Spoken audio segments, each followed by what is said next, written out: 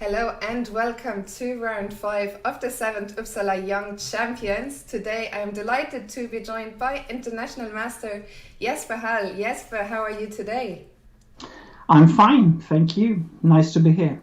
It's an absolute pleasure having you, and it's actually you're my first commentator who I haven't either previously worked with or even really talked with or met before. So maybe to start off the show, maybe you can tell us a bit about yourself and what you do. I know you wear many different hats and a lot involved with the youth. So tell us a bit about that. Oh, well, I have a background, of course, as some kind of chess player. Tried to be a professional when I was in the years of 20. Then I made a swap and to become a trainer instead. I felt that there was a need, not the least in Sweden, to build up a structure for how training could be developed and be structured. And I started to do that when I was about 25. And since then, I have been focusing on the question how to teach. This is my really driving force, is to understand how to teach chess in the best way on different levels. I have been in charge of the Swedish talent program and an under 20 team and so on for a long time, as well as in Norway. And but since about 11-12 years ago, I in a bit made a swap, and I started to be involved in chess in schools. So I was employed by the Swedish Chess Federation the year 2010, that's correct, to build up as a project manager for chess in schools mainly, but also, a little bit about the whole structure of chess training and how to develop the system of Sweden.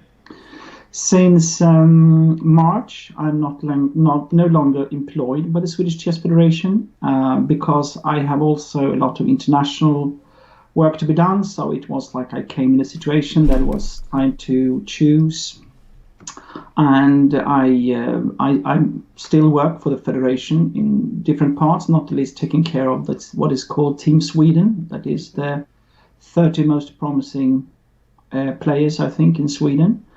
And I'm also working with Norway, more or less the same work to build up the talent structure of them in Norway to find out how to create a nice elite behind Magnus.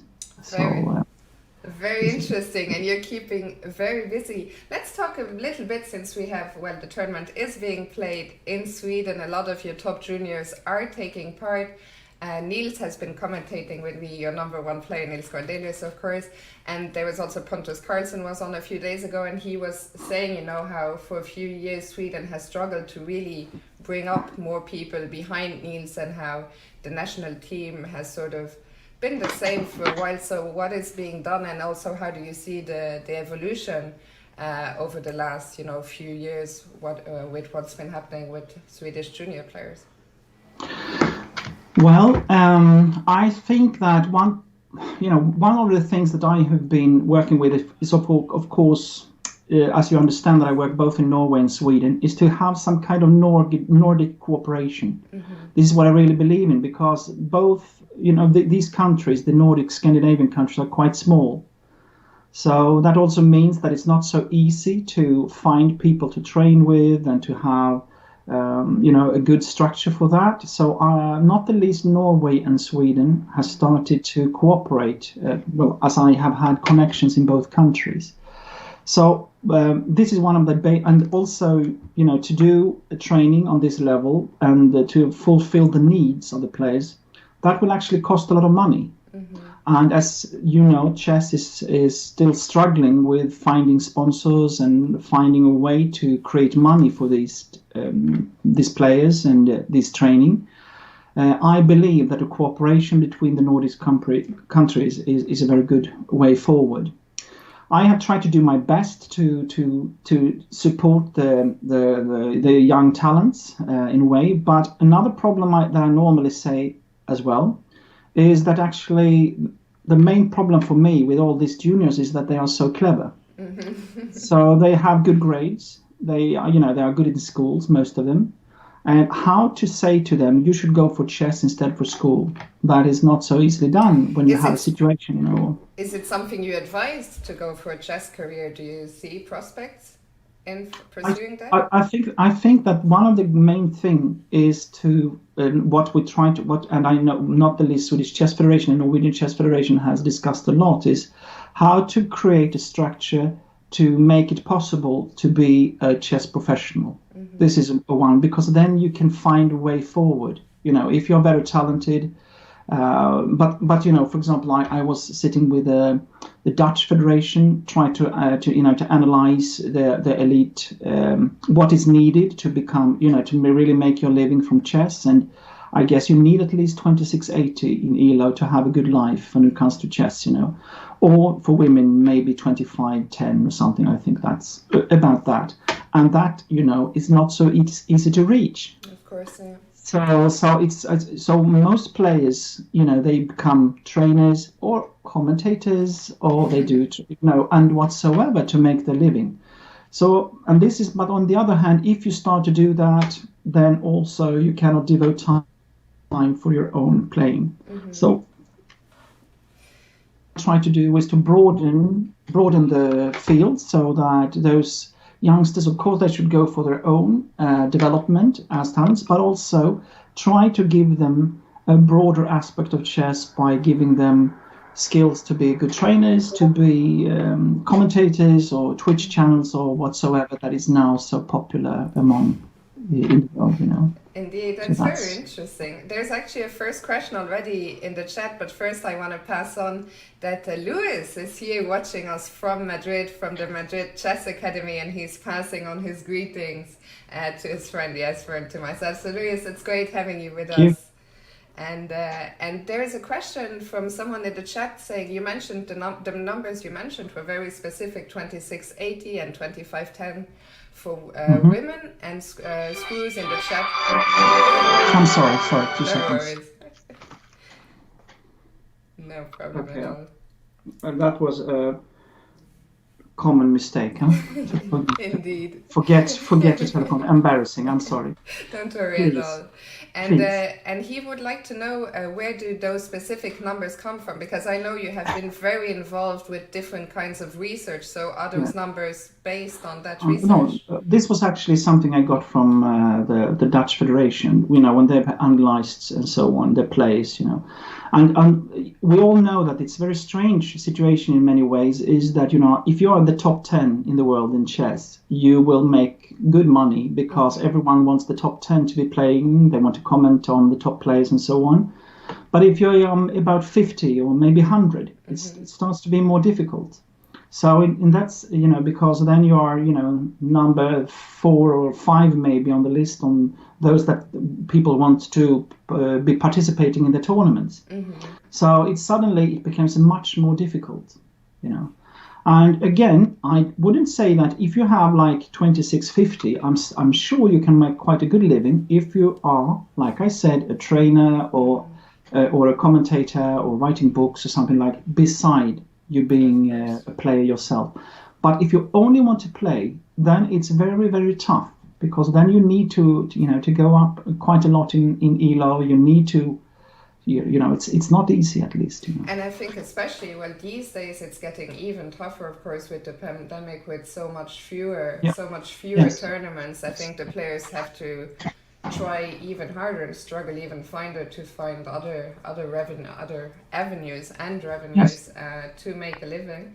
So that's very interesting, and I know that I will have you here with me as well on Wednesday morning, I believe. So there will be plenty more time for discussion. I'm seeing that the action is heating up on board one. So let's go there. I'll just very quickly show the standings going into this 5th round. So we're now at the halfway mark of the tournament, and there is a pack of 4 players leading the tournament.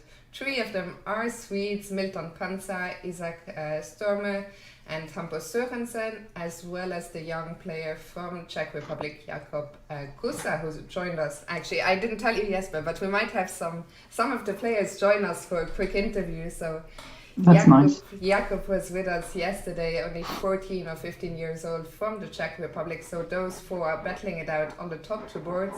And then there's two players on 3 out of 4, Siem van Gaal from the Netherlands and Explorer from Austria.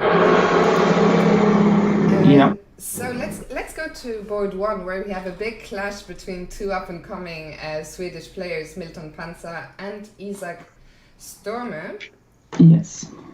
And this is looking very interesting to me at first sight. I am a very attacking player, so I like what I'm seeing for white, especially with the strong attacking pair of queen and knight.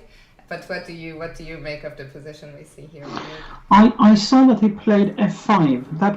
I was a bit surprised by this move, even though it's logical, of course, because it's opening up. I think that if you just look at the structure, I think that black is clearly better. He's got the bishop against the knight. It's an open position. Rook and bishop is a strong team, and so on.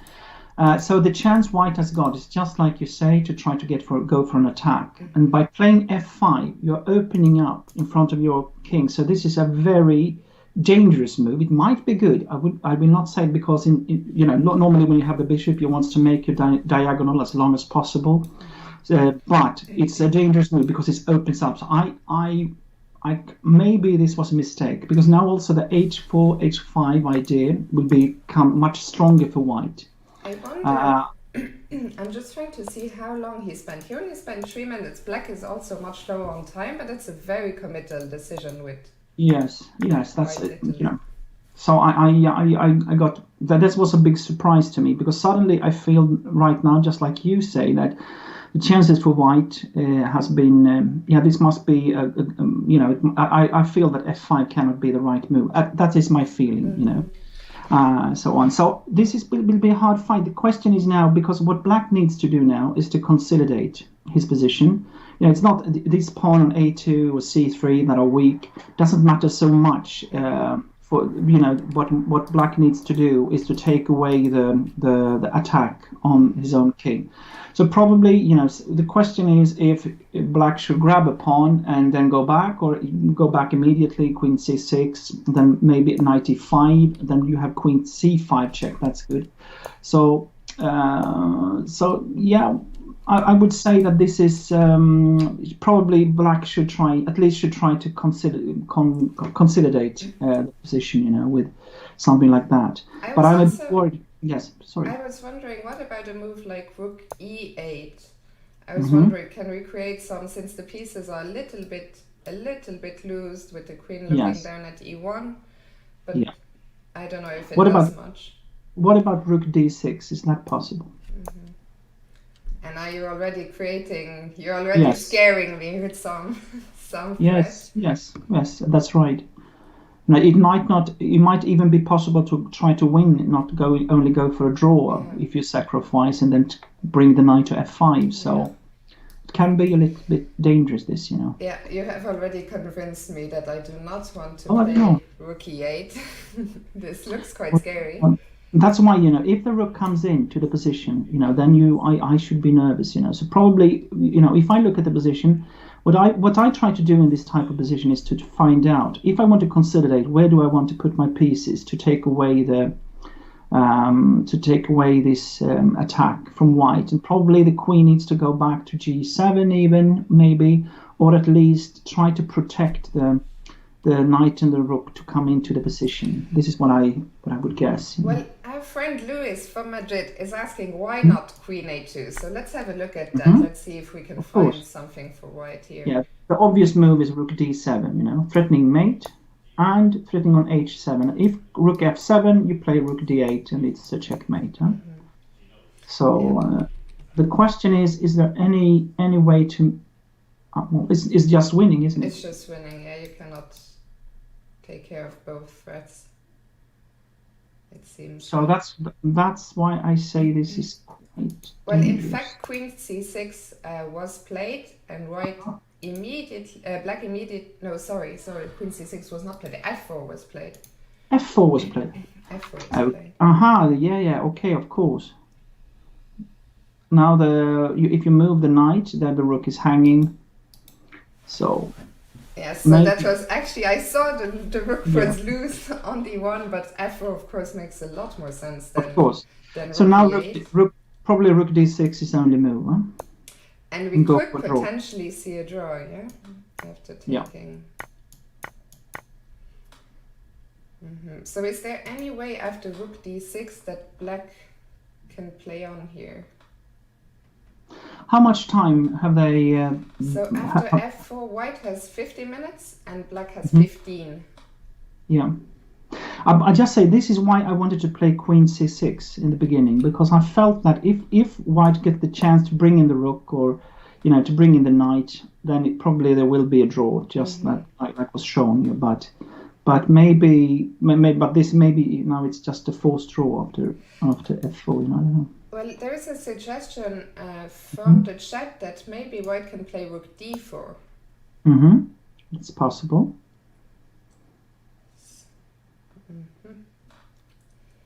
So rook d4, and then we could remove the knight on the next move. And if now queen c6, if we go for this line that we had, then it's hanging on f4 even, f4, yeah, we could even take that, sure. Maybe.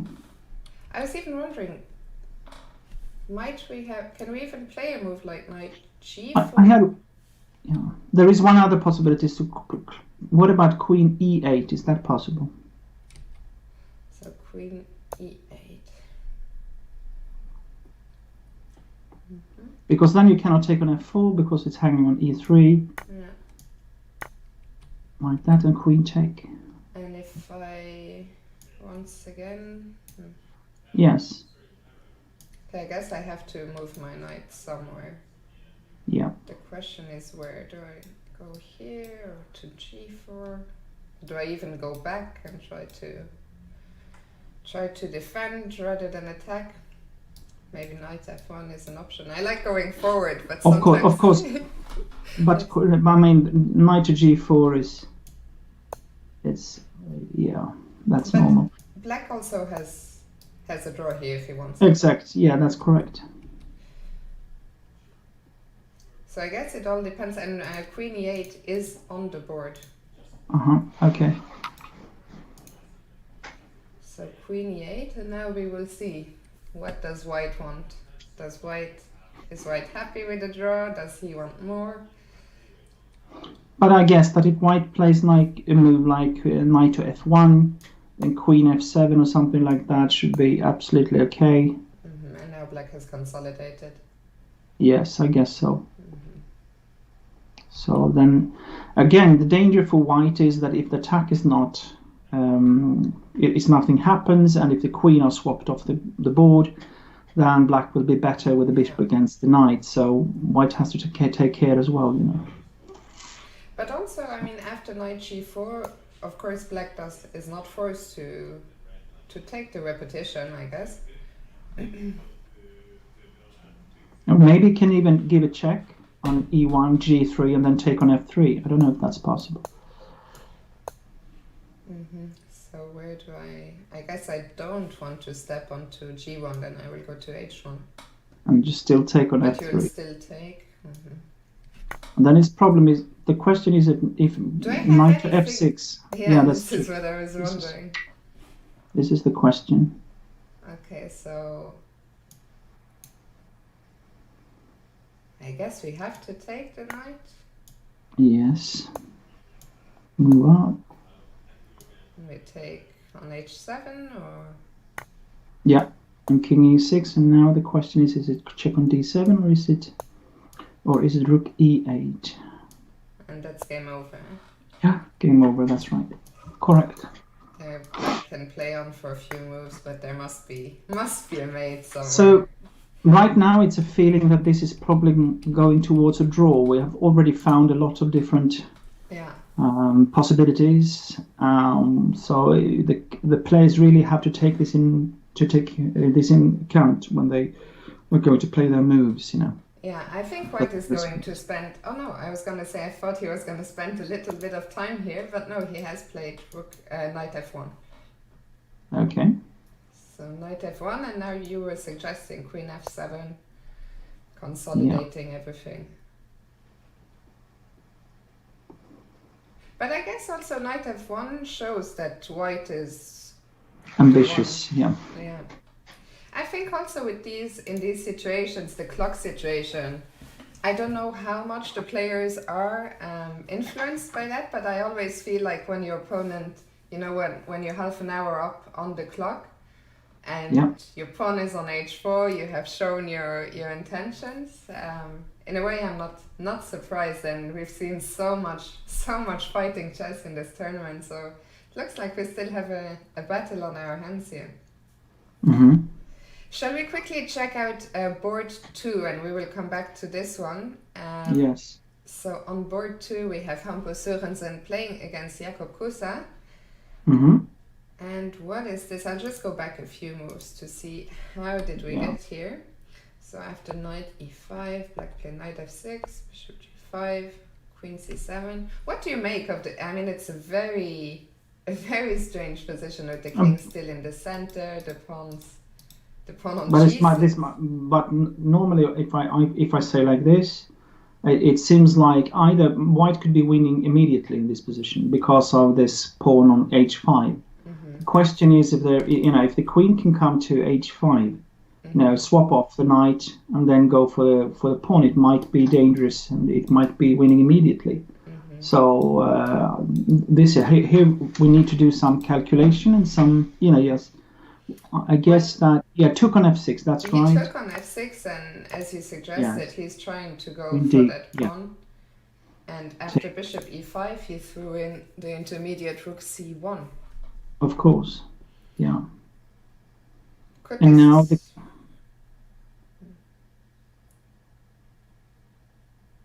So I'm just wondering, is the black king even gonna be able to run, or is it? So where does the queen go? To d6 maybe to make a square, but on the other hand now take on h5, the question is where the rook can go. Maybe to e8 maybe. Okay, you give a check. I guess you give not a check. But you cannot take on that's so you need to take on e5 at one moment here. So the question is when, and now you take. Maybe you have a nice here. You give a check. Let's stop here after rook e8. I guess. I know what is happening is queen h7. King. You take on e5. And the question is, can you play? No, you cannot. That's right. So this is the critical position if there is a forced win. So you were looking if rook c7 that's right. works. Exactly. That's what I tried to do, but it's not working. It just doesn't work. The king gets not yet. You protect, yes. Maybe even to run with a pawn, h5, h6, but it's too wide. Yeah. Okay, so but this is that's why I said when I saw the position immediately, the question is there a forced win for white?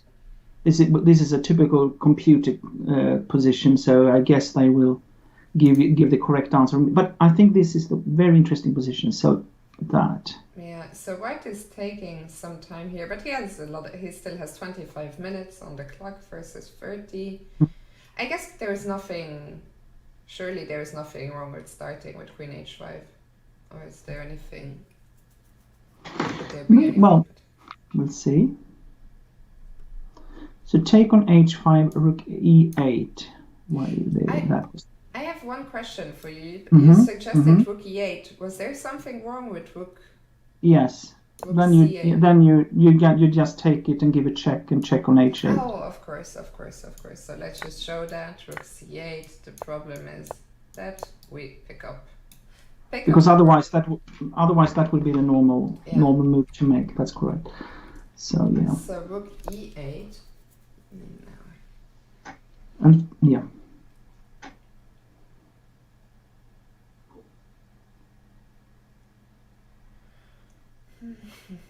So at least it looks like, maybe there is, but we haven't found it just yet. It looks like there's no force. Actually, I think check on h7,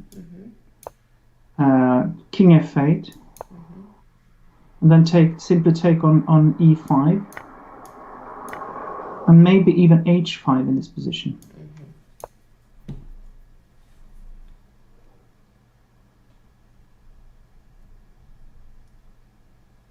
Very interesting. Okay, can I be very greedy? I thought I could play rook c7.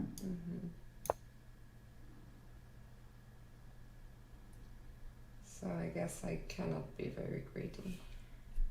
I think that I must. I think it's possible to go away from the checks, please. So the question is, so probably you need to try to do some f4 stuff or something like that. But I just felt that this might be f4 here, f4, yeah.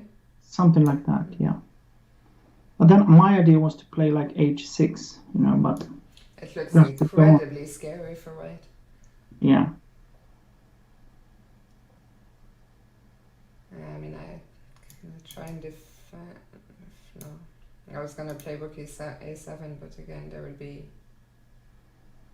Yeah, maybe. I mean, it's a difficult position, but it's just like the question is if there is any forced win immediately. And I guess that Hampus is calculating right now. By the way, black has not gone to e8 but to d8. I don't know if Yes. that makes much of a difference.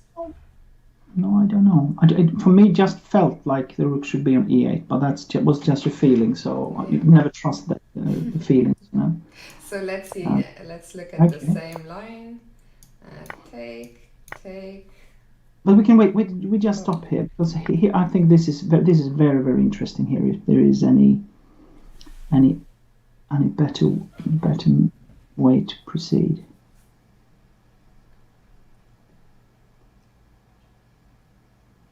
Because actually black could play king e7 in the next move, maybe. And then rook h8, then. So maybe it's not so easy.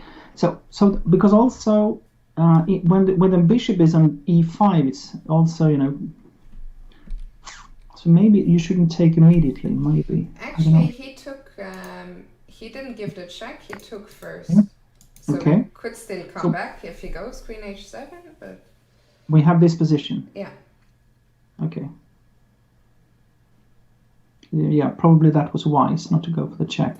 If you do not want to go for this plan with h5, h6, probably you should, in this position, find something else. There is an interesting suggestion in the chat. There's a suggestion to simply castle kingside now and then use the c file. Try and use the c file.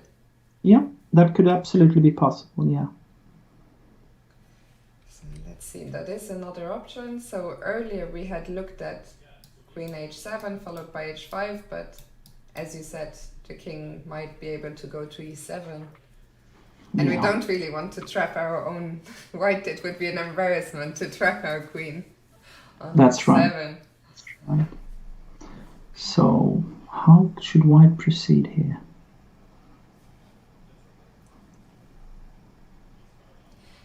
Because I guess it's a position which is still very double-edged. I mean, at first sight it looked like maybe there might even be, a win for white, but suddenly you realize if there's not anything, suddenly there is all these weak points also in the white camp, and the king still out in the open.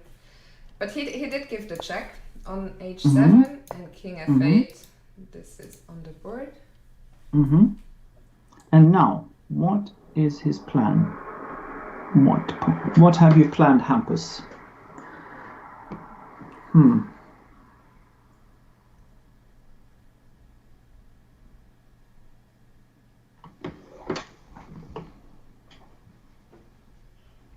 Another problem I feel, I know that if I were in this position as white, the problem is it seems like 23 minutes on the clock feels like it is quite a bit still, but this is a situation where you can very easily spend 10-15 minutes trying to find something, and suddenly the time is gone. Yes, that's true.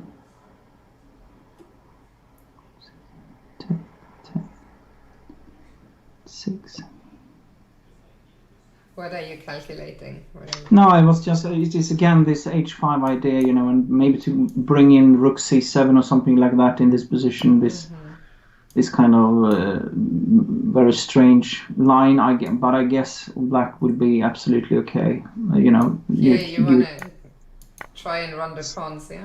Exactly, to sacrifice and then go for the pawns in this position. Just to swap queens and play h6. That was.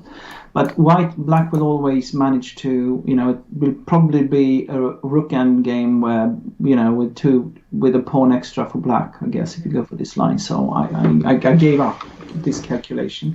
But that is a straightforward line to look at, But for normally, sure. what you do in this type of positions, just like you say, normally what you do is that you go for the straightforward lines, and if they do not work, then you start to go back and try to find out, and that is when you're in this loop that you said, where you just calculate and you do not find them, and suddenly you're in trouble, and you just have to make some moves. This is. I think there's also the additional problem that once you have played Queen h7, then you're kind of committed, and suddenly after Queen h7, if you suddenly understand that King e7 and Rook h8 is potentially a problem, and that this line that you just showed with the rook sacrifice that does not. I had one. What? Yeah, I have one idea that I would like to try to get in, and that is actually the move f4 for white. Oh. Because if you can get, it's not possible right now, but the idea with that is that black's queen right now in a way is overloaded. So can you go? If you take the queen to b2, then you can go for rook c7 and you're winning. Yeah. So I even thought about king e2. That's correct. I even thought about king e2 in this position. Okay. But problem is probably that you have d4 in this. You don't have to take on b2. You can play like. Because after queen b2, you will run to f3, I guess, or what's. And that's right. And then queen e5, maybe you can play king g2 or something like that. It's not so convincing, but I just tried to see if there was any possibilities to make this idea work. So, but you're saying instead of taking on b2, black also can go d4. Yes, because then f4 is, it's not possible.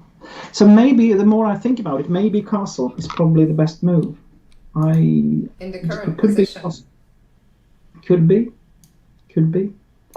The problem is, but again, then rook d8 makes sense, because again, maybe d4 can be played. And then the rook comes up to, if you grab the pawn, then you can bring up the rook to d4. So suddenly it's the white king who might be a problem. Yeah, that's right. Yeah, the more we are looking at this, the more I am starting to fancy black's chances, actually. Yeah, and I think that now it is time for white to find this grandmaster move, to find this idea, and I at this moment I cannot see this idea for white, how to make it, but it could be still there might be possibilities. Should we come back to this one? Shall we quickly check out board 3, sure. where the top seed, Felix Bloberger, is playing against Siem van Daal. I don't know if you have watched any of Siem van Daal's game, the young player from the Netherlands, but his 2 white games so far. So in round 2, he opened with 1 a4, and then later in round 4, he opened with 1 h4, and he won both those games. And he's now just half a point behind the leaders, but today a tough task, black against the top seed. And he didn't play h5 or he actually like funnily enough he came into the stream after his game, and he said that he would now try and stick to sensible openings for the coming rounds. Okay, well, we have a position. White is better, get a good knight against bishop on the same color as their own pawns, slightly better. But on the other hand, rook and bishop is normally a good combination, but there is no doubt white is better in this position. I thought about this. Was this the best move? Knight d3, maybe. I thought knight b3 just to make the and then play rook d1. I thought that was what I expected. because then you put your knight ready for the a5 pawn. That is a weakness in the position, and you rule out the possibility of b3 for black. But still, it is of course, normally you want to have your knight in the center. So in that sense, knight d3 is logical. I was wondering, is the problem? I guess black cannot go bishop d4. I was wondering about that. Do we play something like rook here followed by c3 and this pawn is going to fall, or am I missing something? No, and then I guess so. That's why I think that the move will be bishop d6. Yeah. That's what I think. And now I was wondering, can we do something like b3 and try to bring the knight to c4? Yeah. I don't know. Maybe you should play rook d1 first. I don't know. But maybe then b3. So maybe b3 immediately is important. That's correct. And b3 and rook b6 might be possible otherwise. So yeah.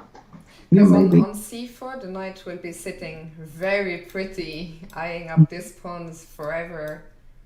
And then probably black brings in his king to e6. You put the king on e6 and then bishop on e7 maybe, or something. Or c7 should be on c7. Maybe on c7 actually, covering up on a5. And again, this is also something that you need to calculate in advance, is even though you will have a pretty position, can you take the next step? That's maybe exactly what I was wondering. Can you break through here? Yes, because now black will have this rook as well, bring it back, And one other good thing to do when you have this type of position is to think about what pieces do I want to swap and which one to keep. And one important question here is that who wants to swap rooks?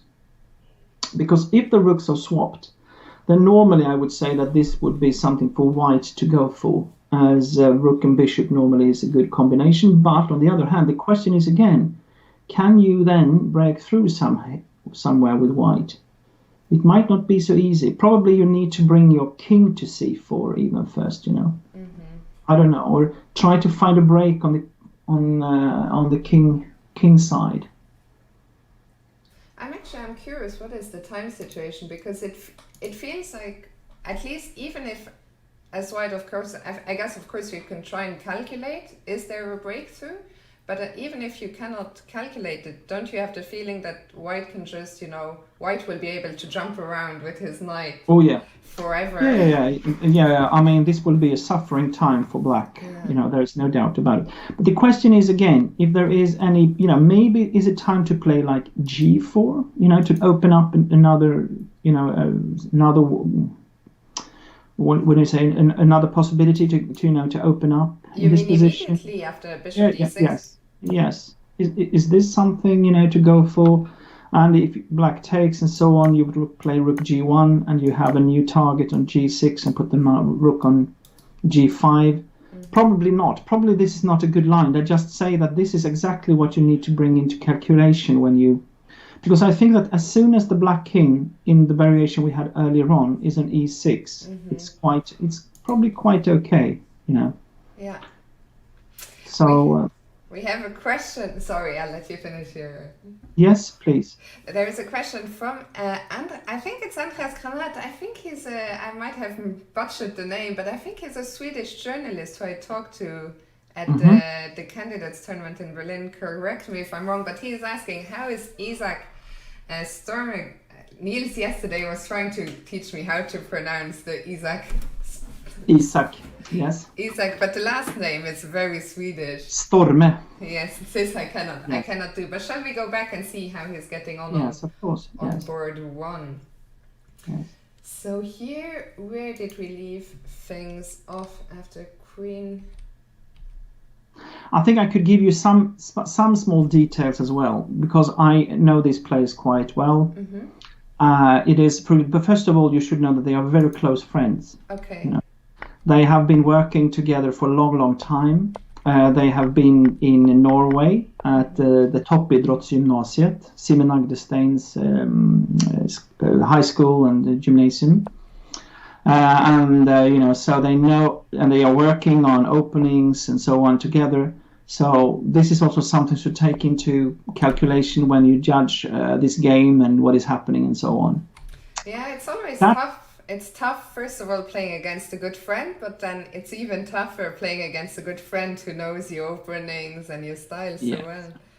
Yes, and of course also here you have like Milton normally is the more positional player, and Isaac, also when he was younger at least, I couldn't sometimes I didn't understand anything happening on his board.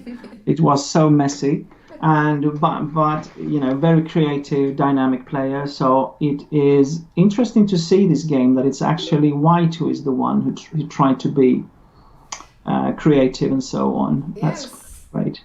And it's also even more impressive. I mean, not even more impressive, but it's nice to see that despite the fact that they are friends, there's no friendly draw.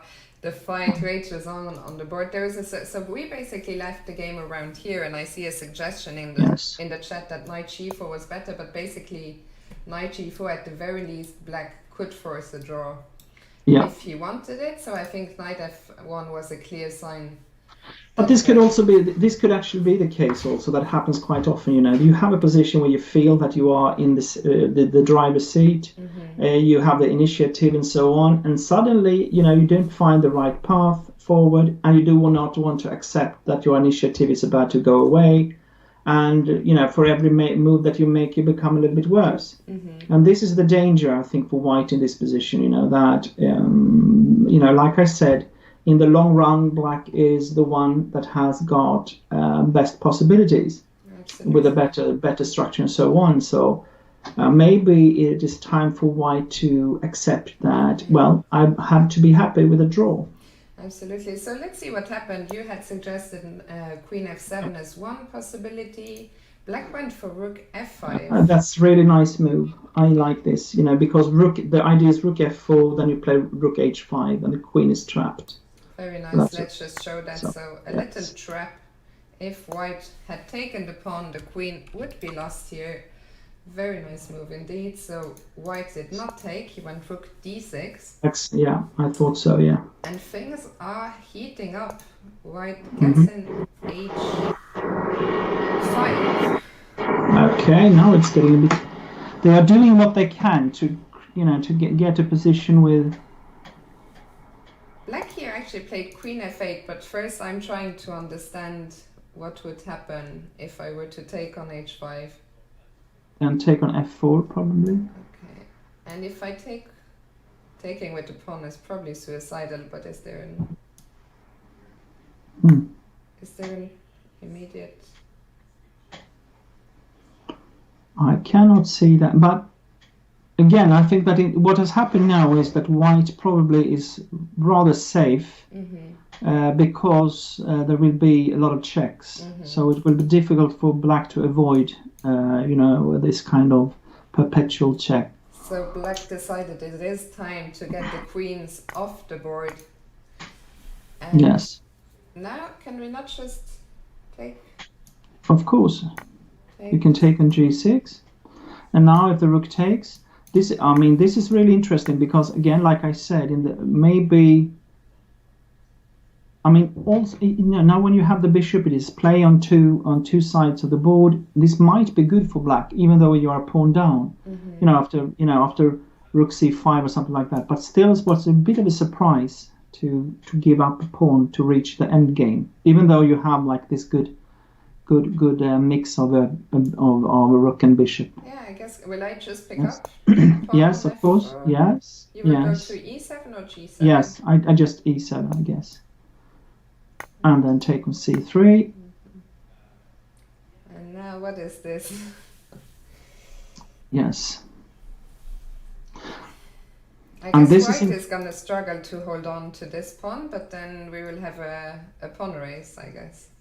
I guess that's right. So this is not an easy position to judge, I would like to get in g4 as soon as possible, but I'm trying to think what is the best way to defend f3. No, in this position, I think a4 is the normal move. A4, to try to get rid of this pawn, swap off one. And then now again, its question is rook c4 something you want to do, because black will then be very fast, bringing up the king. It's not so easy for white to push his pawns. But I'm not sure, because but at the very sorry to interrupt you, but can I at the very least, I will always be able to hold a draw if I give up my knight. Yeah? Yes, that's right. That's right. Because the color does not match the color. Oh, this is black can only hope for a draw in this position. So probably what you want to do is to keep the rooks, for sure.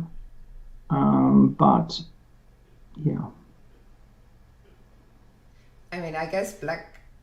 Or do you think black still has some chance? Black is the one defending here, surely. No, but you can take on a4 and take on f3, then it's a draw immediately, isn't it? For example. Yeah. Because this is known draw. Yes. So I think that if there's anyone, it's not so easy to see who is going to win this game if you look at it closely. Yeah. Well, white is still thinking after. What is he thinking about? What are alternatives to taking? Is maybe rook d7?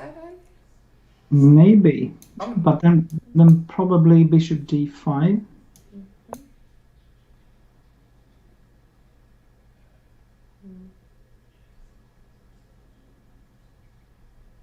I don't know. Can I take here? But I'm not sure what I am achieving here. I don't know. I think that this is just a worse version, yeah? Yeah, that's right. A5 or something like that, yeah. Okay. Then what do you think that Milton is thinking about? Maybe there's a offer of draw. I don't know. That could well be, yeah. I guess we will find out. Let's leave this game for now. We will. Niels is with us in the chat. Good afternoon, Niels, and he is wondering if h6 is a possibility here. Ah, that's interesting. That's a better choice, maybe, or better tryout, maybe. But yes. But it's of course dangerous.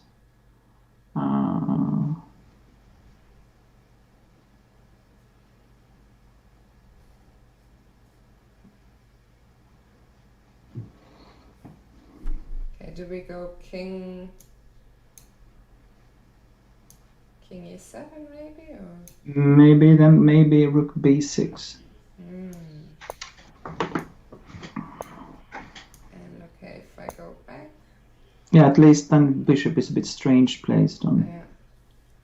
So then it's time to bring out the knight with something in knight d2, e4 or something like that. Maybe have some. So this is this is of course an interesting possibility, but it's dangerous. So now it's time to calculate. Nils has actually continued on his suggestion. He says, I wouldn't trust it with white, but considering the time situation, it might be a tempting practical try. Yeah. So the time situation, white still has 27 minutes against 10 for black. Yeah, so white wants to probably find a way to continue the game as you have better time. Yeah. More time. Very interesting. We'll come back to this one. Let's go back to another very interesting game on board 2 between Hampus and Jakob Kusa. So let's see. So we saw Queen h7, King f8. And one move we had not considered, Hampus played King f1. But again, with your idea, maybe. Yeah, maybe. But Black played King e7. Exactly, I thought so, yeah. With actually rook h8 is a threat right now, so white had to go back. Stop. Why not? What is happening after f4 here then? After King e7? Yeah. Can you play Queen f6 maybe? Because then you have rook d7 if you play rook c7 check. That was the original idea. Actually, would you agree that black, I mean here in this position, when we go back to Queen h5, we had at first looked at rook e8, but yes, now in all the lines we're looking at, it turns out that the rook seems quite well placed on the 8, so Could be. There could be improvement. Rook d8 over rook e8, that you have this cover possibility on d7. So that might be a very strong move. Yeah. So, but in the game, okay. So he didn't go. But right now, but for me, sorry. Mm-hmm. No. For me, it's obvious now that it's black that is in charge. That is in the driver's seat. White has got. Yeah, well, it's equal material, but I see it feels like White has got problems in this position. But also, didn't White just lose to Tempe with this Queen H7, and then on the standing he had to go back? No. Back again, it looks strange. Yeah. So probably if he didn't find any more straightforward way, probably he should have avoided to give check on H7 for sure. Because the king is quite okay on d7, as far as I can see. I guess that the normal plan for White is to go for h5, h6, but it feels like as if Black has got enough attack on the White. Yeah. Let's see. What if I try h5 now? What will you do? And there's a rook hanging on. There is a rook hanging. That is very true. That is very true. So we need to do something about that.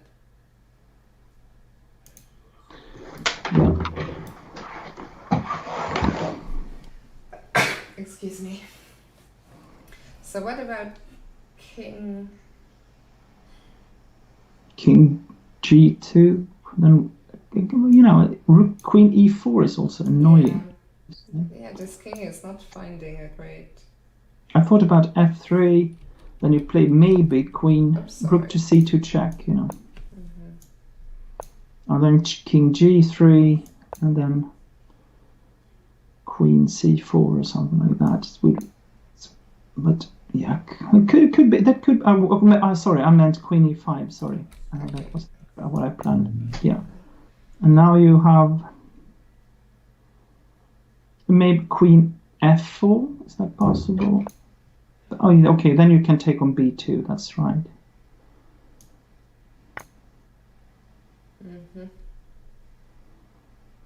Yeah, black is better. King G2 is on the board, by the way. So we have them. I suggested Queen E4, but can we actually? What happens if we take on B2? Of course, that's must be possible as well. Probably you take on C8, and then the question is if it's time for our H6, H5, H6. I don't know.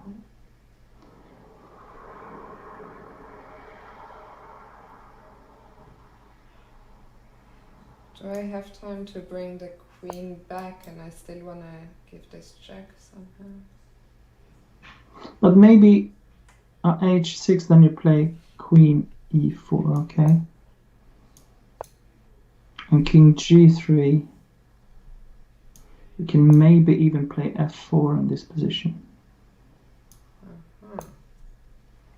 So if you take with the queen, you take on G6. If you take with the pawn, you maybe have Rook C3. And at least it looks dangerous.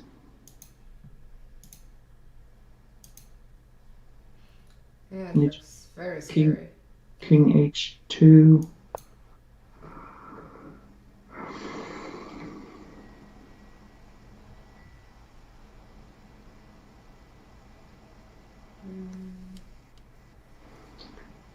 Queen F3 maybe. I was also. Okay. Yeah. I was wondering, can we also bring maybe Rook? Probably, yeah. I guess maybe both moves are good enough. Yeah, it looks. Take on F2 or Queen H3, and if Yeah. it seems quite strong. And if I go. Queen H5, Queen H5 check and take on G3 check. And I guess black is winning. I'm not. And if I go to G2, there's also this check. Yeah. Yeah, that doesn't look great. No. So after queen b2. Is this the position on the board? No, sorry, black is still thinking after, so king g2 is the position on the board. Yeah. And this is what we were just looking at.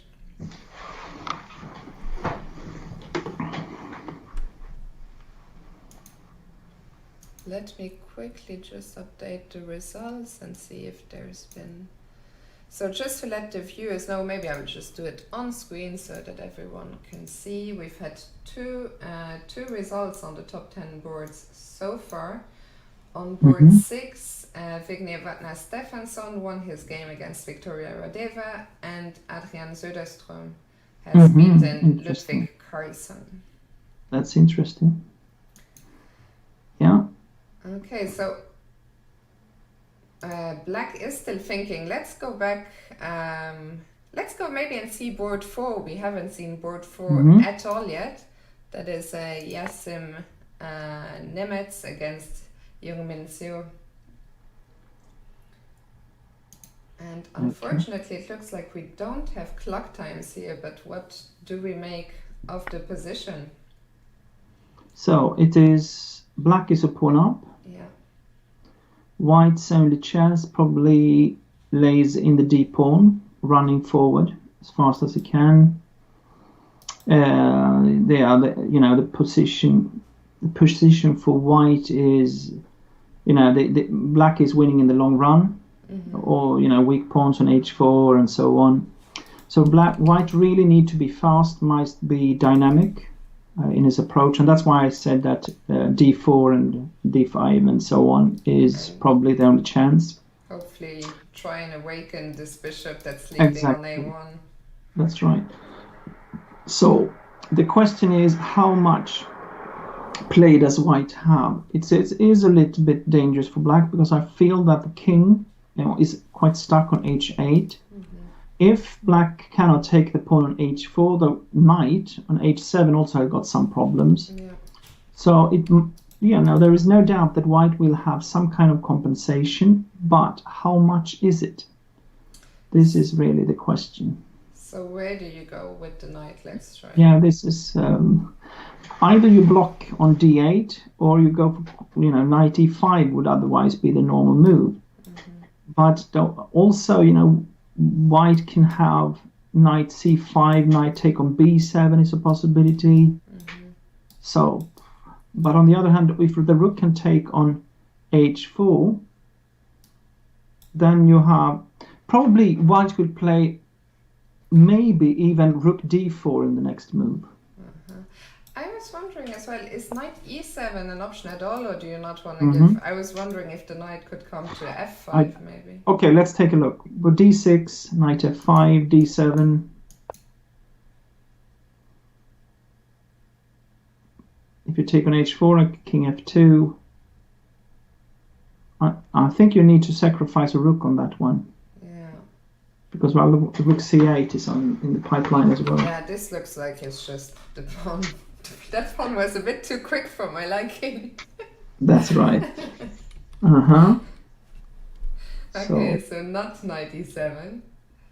No, probably not. That's why, so if you play knight e5, then probably, maybe just d6, run. Yeah. And take on h4. Then you have to sacrifice your knight on d7. So, yeah, take on. Yeah. Do I give a check first, or do I take? Something like that. And white has got, also in this type of position, go for take on b7 or rook c7 or something like that. You will have, it will not be easy for. Yeah. So I think that white has actually. Wait, what happened here? It played knight c5 instead of d5. Yes. I actually, sorry, I thought that d5 had been played. So yeah, knight c5 is on the board. Okay. Yeah, that was the possibility I mentioned, but I just felt like d5 was more accurate, but maybe knight c5 is okay. And we now have the clock times as well, so it's 17 minutes to white against 15 42 And it's black. and what is it? Five? Is it 5 moves to go to move 40, or how No, does it work? there is no move 40. It's Aha, just okay, 90 sorry. minutes plus 30 seconds. Okay, so after that, the time is out. They have there's 30 seconds Yeah. only. Yeah, I see. Sorry. I think it's because of the double rounds. So today Of is course. one of those days with the double round. They will be playing again at 4 o'clock in just under 3 hours. So Mhm. knight b7. Can I just take this pawn? No, will something bad happen? Sorry, my knight is hanging. No. Exactly. Yeah. Okay.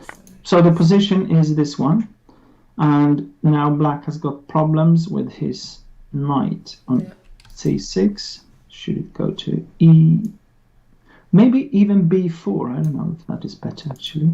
He gave a check, so he threw in a Give a check check first. Yeah, that's probably a wise. Yeah. King f2 maybe. Mm-hmm.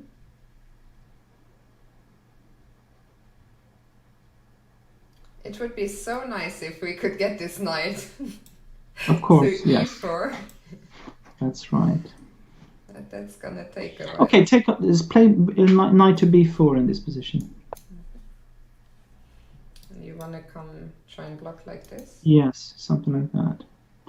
And if you play d5, maybe take with the knight on g5 is a bit annoying. Yeah. So then you come with then you are on your way to your favorite square. Yeah. He's actually gone with the king to f1. Yes, okay, so you try to avoid that. Step out of this for. Mm-hmm. Okay, if we still go knight b4. Yeah. Okay, and d5, take on g5. d6, if we just run. Where is the Black has decided to go back rather. So he's gone to e7. Yeah, I wants to go to f5, of course. Yeah. So okay, d5, take on g5, knight, d6, d7, and the knight, and you are close. I have to give up a piece again, or I guess.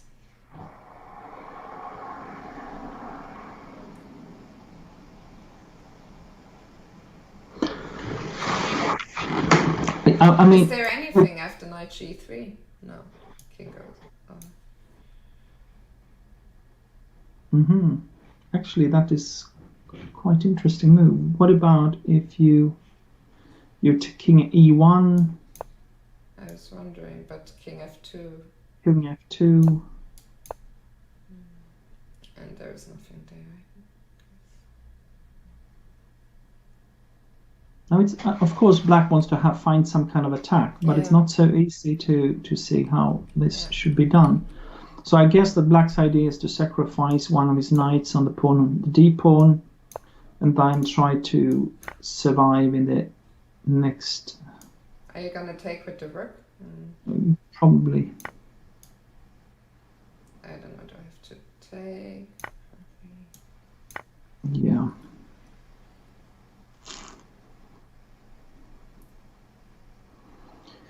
Yes, what about this position? This is not easy to judge either. Suddenly. Yeah, you have this h pawn. It's actually quite dangerous. Maybe even go immediately h4, Yeah. Just to sacrifice. Do I not care about this? That was my idea, just to go for king h7 or something like that, and then just run with your h pawn, isn't it? Yeah. It is at least a little bit dangerous. Yeah, for sure. Meanwhile, black did not take on g5. He went knight f5 immediately. Okay. Min normally has got better time, but here he has. Okay, it's worse on the clock. Okay.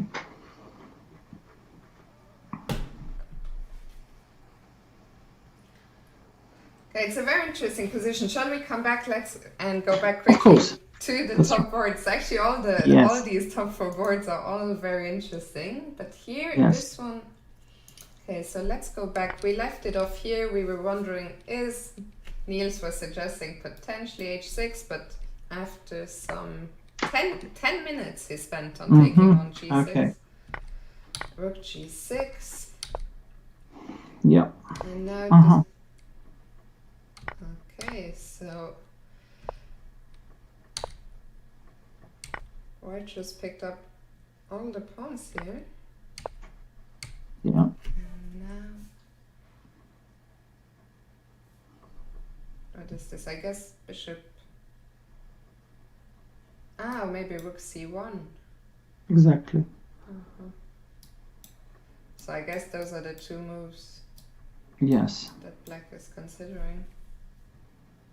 But I guess rook c1, king f2, bishop c4. Let's just show very quickly for the viewers. So the idea behind rook c1 is that white cannot take because of bishop c4, and even if you throw in the check, there's no way to defend this knight. Yes. So.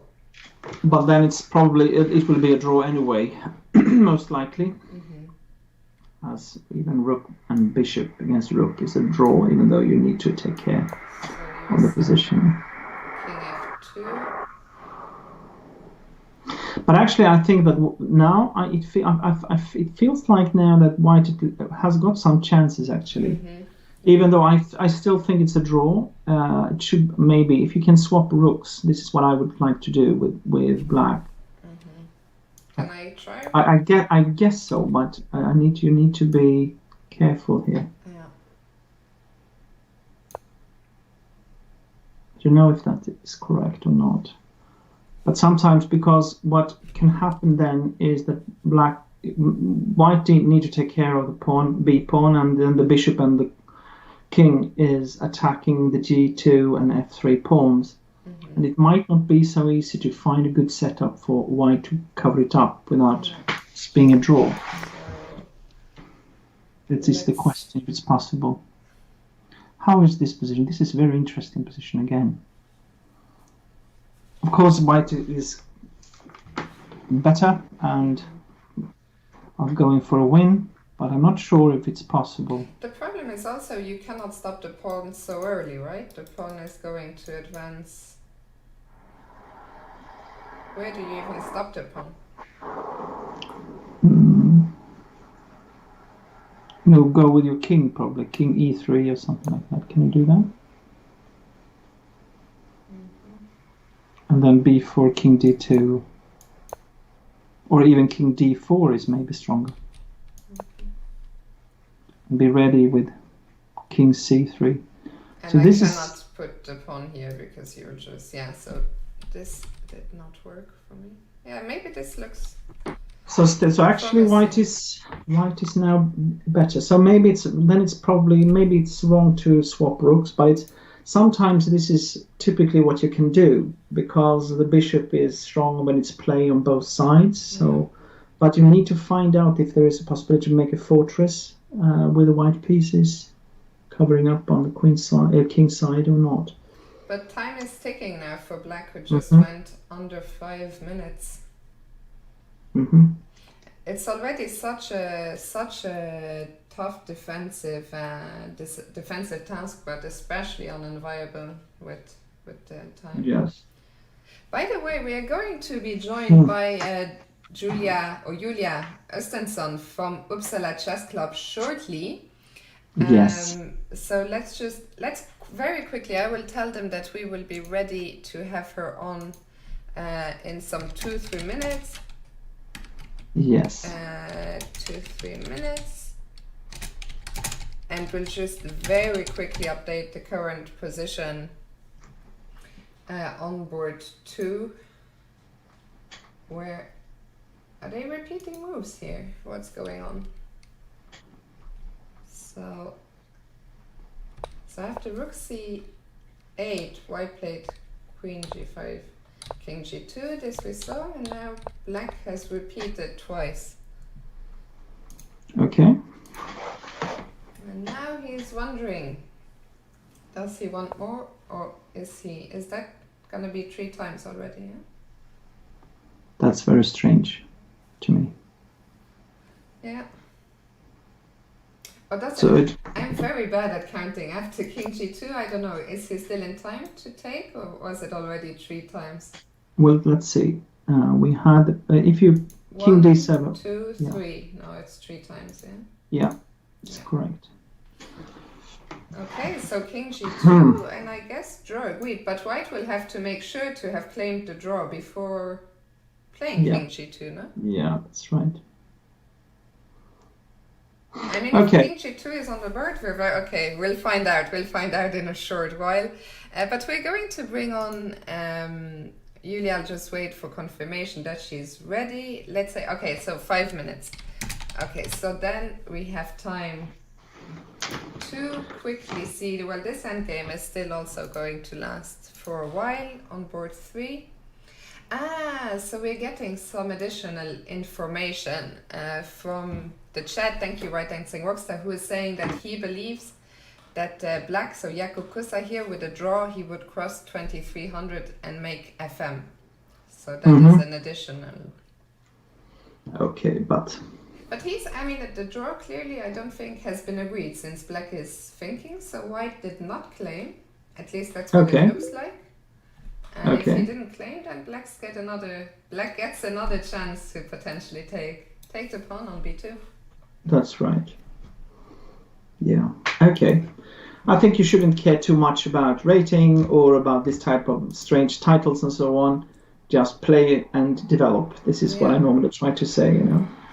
How did Julia do today against Leo? I was just gonna say, so they made a draw, but I don't know how to turn off this automatic, so we see the computer, not the lines, but the evaluation at least.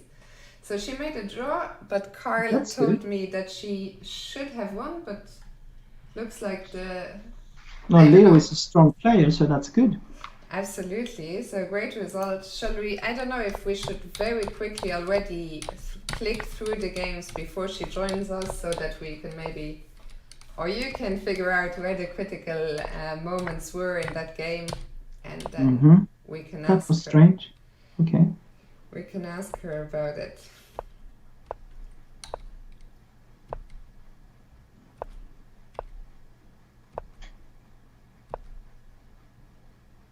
I really like. I was very strange to take with a pawn, I think, on e5 for me. No.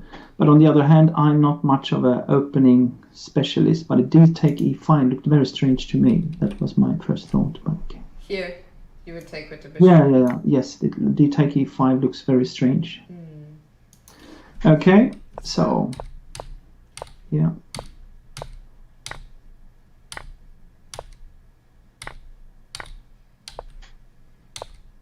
Those pawns on the king, the white pawns on the queen side look quite nice. Okay, now the game is opening up. He's trying to create some play, but I wonder if this is this enough? Quite creative play by Leo in this part, because it seemed to be just crushed, but you know, here he's got some. H3 was very strange again. I thought so. Rook E1 looked, but yeah, for sure, you know, that was very because I guess here you have something else. What about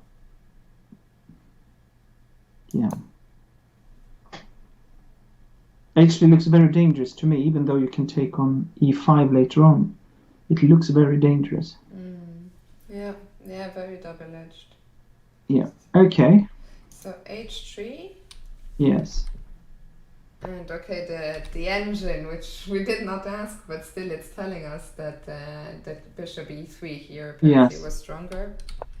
But Leo went back to f6.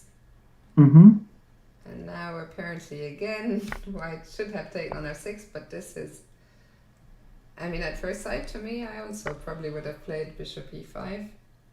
Unless there is some big trouble on the g5. So what is this? Black is down a pawn, but with some big attacking chances. Yeah, what is this like?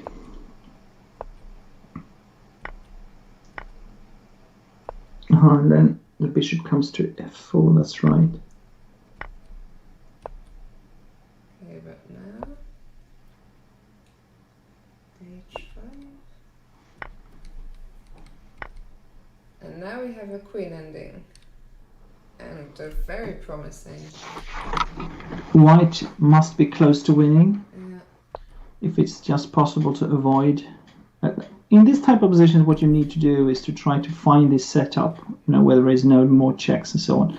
Immediately it feels like Queen E3 looks normal, in a way, but the question is if there is anything better, of course, But that's the normal, just to find a good square where you cannot be, there is no checks. I mean, so since the engine has automatically analyzed, it says Queen F4 is best, but I mean, to play a move like Queen F4 is far from... Again, it's the question is always this: where is, in this type of calculations in queen endings, normally what you want to do is to try to find the position that you want to reach. Yeah.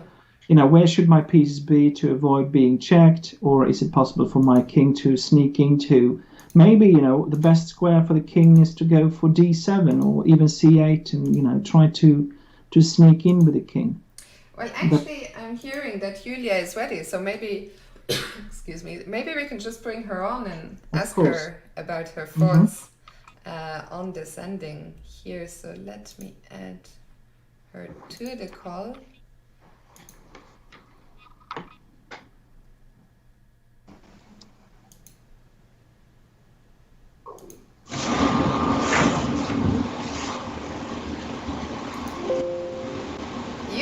Hello.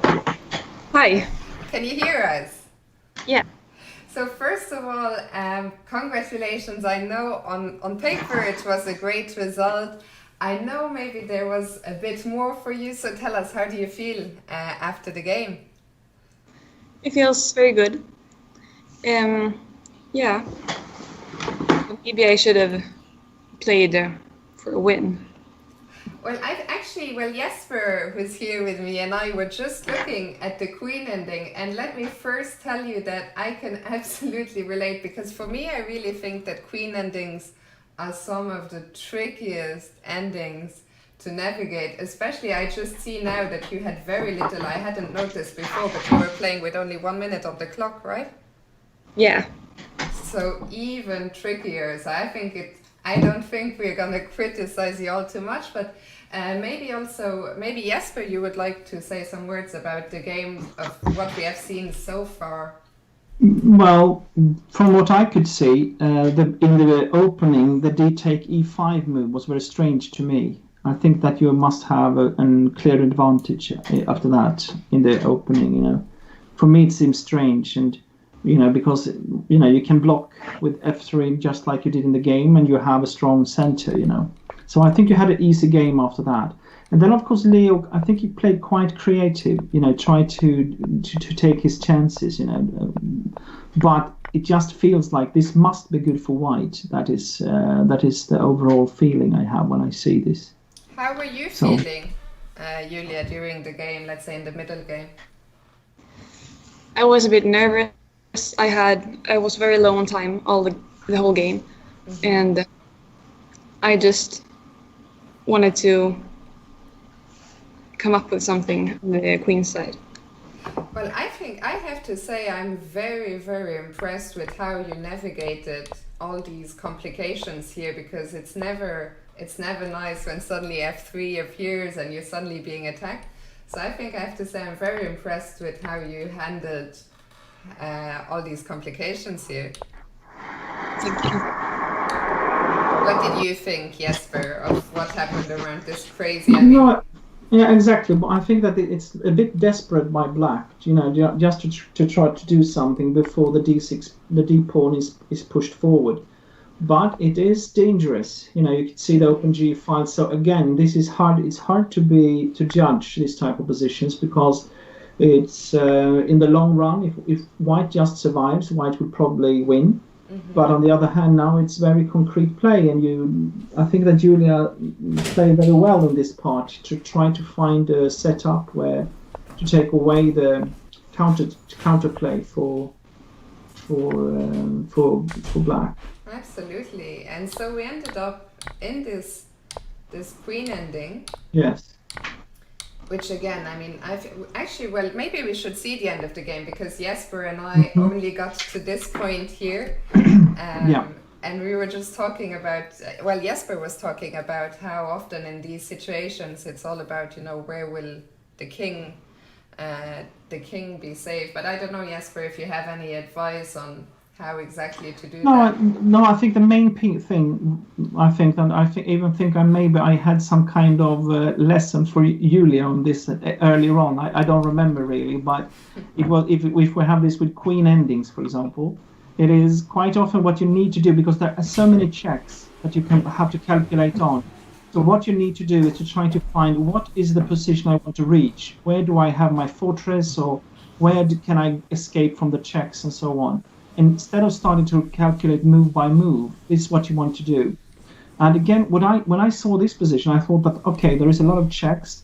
So maybe you even want to sneak in with your king, you know, to f5, e6, and try to go in, you know, behind. Maybe this is the safest place for the king. But it's not, of course, it's not so easy to reach that maybe. But I just thought that king f4 was interesting, even though king e3 is the normal move, I think, that you play, just to cover up all the checks and so on, so it looks normal.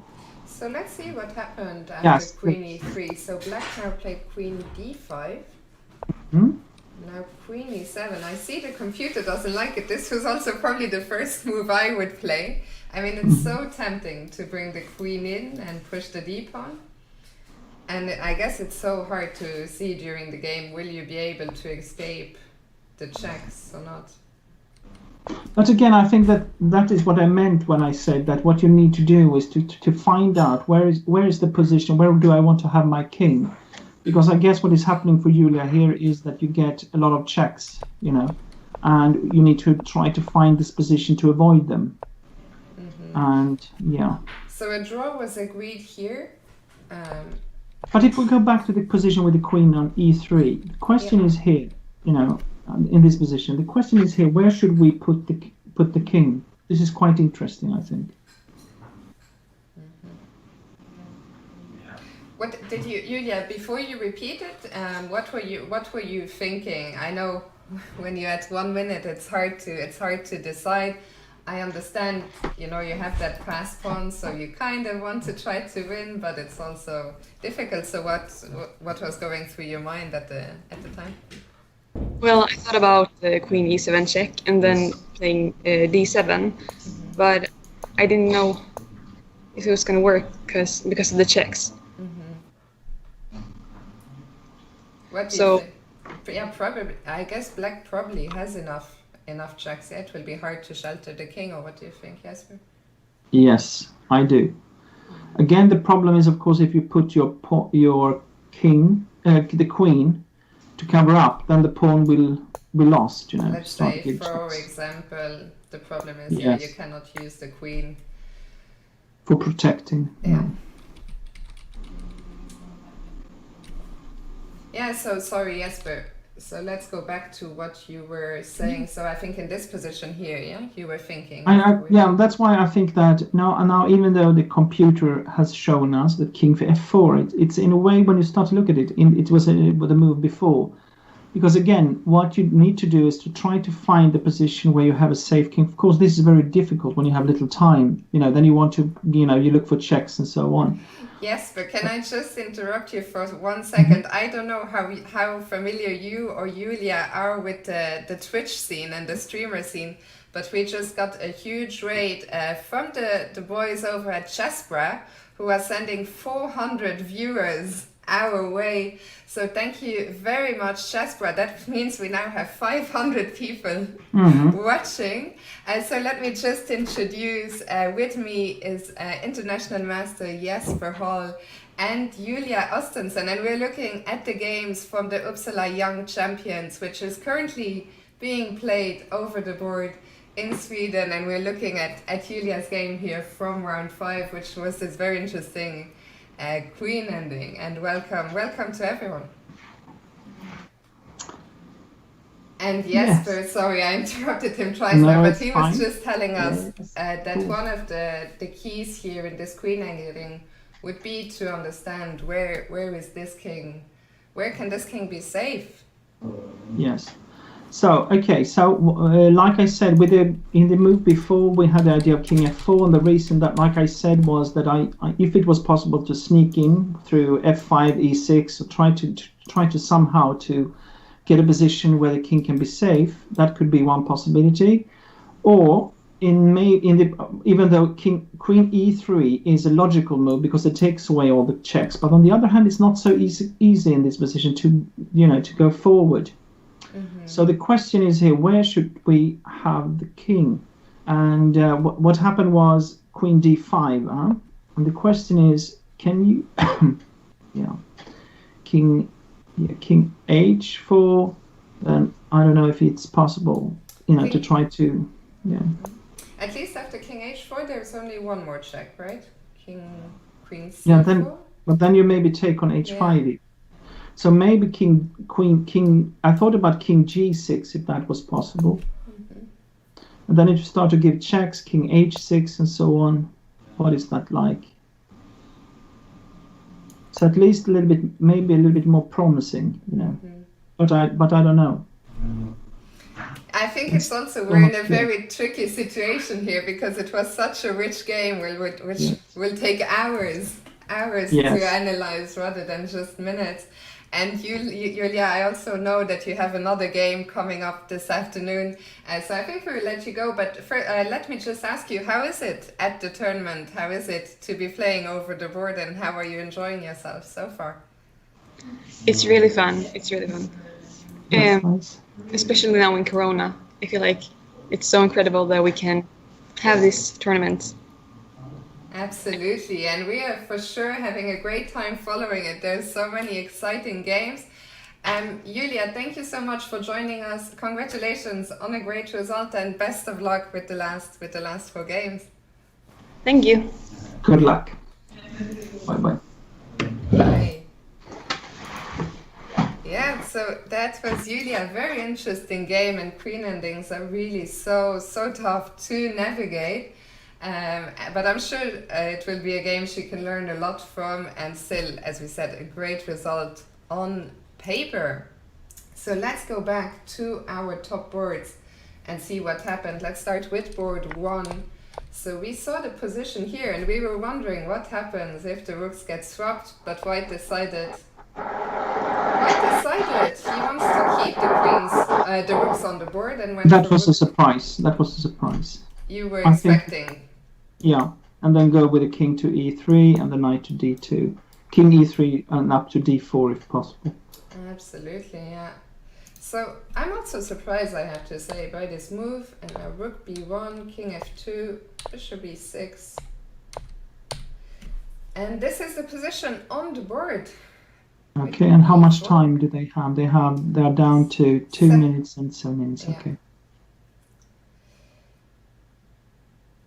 I'm so surprised because I thought if you swap rooks, you have a very risk-free way, and it's gonna be so hard for black to find the most precise defense. Yes. Why now? What now? I guess we push the pawns. Okay. Or do we throw in, I don't know, where do we want to have this rook? Do we want to have it behind the pawn, or where do you want to have it? Yes, it's actually not so easy. There is no doubt that black would prefer to have his rook behind it. Mm-hmm. So it's a little bit wrong placed, but on the other hand, this rook is also ready to go for the pawns, in g2 and f3, so... And of course, the one important thing is that when white start to push the pawns, the one idea for black is always to sacrifice the bishop for the 2 pawns, and then it will be a draw. Yeah. So, it will You need to take care, really, to be careful with white, even though it's no doubt now it's white who is the one playing for a win. Okay, let's leave this one. I think it will go on for a little longer. Let's just see if... So a draw was agreed in the end here. Black... Sorry, let me just scroll down.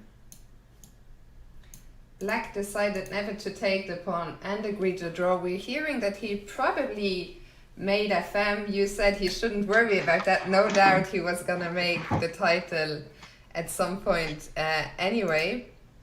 Yeah. But congratulations anyway, if that is the case. But for sure, we would have loved to find out what would happen after Queen B2. Yes. No, but there is no doubt that black is clearly better after that move, and that white will need to play well to get the draw after that. I'm convinced that this is the case. But okay, this is the way it is. On board 3, that pawn is looking very dangerously advanced. Let's go back. So we saw. Yes, and you can see that he changed his mind. Changed his mind, yeah. And eventually. Like I said, probably the knight should be on b3, and now in this position was rook a8. Okay, king d3. Like I said, the king needs to go up. So the king has landed on c4. That was a quick journey. But this is very interesting, because in this position, what happened was that because what we were looking at were more like a defense, passive defense, but black chooses to be active instead. Yeah. The question is if this was the right thing to do, because now the a pawn will be very, very strong in this position, and black still has got some way to go before his pawns are starting to go. Yeah. In fact, he cannot pick this up because he's not in time to stop the pawn at all. So rook f4. And now he's pushing his e-pawn. Can you take on d6 here? And then rook knight b8? That looks very convincing to me.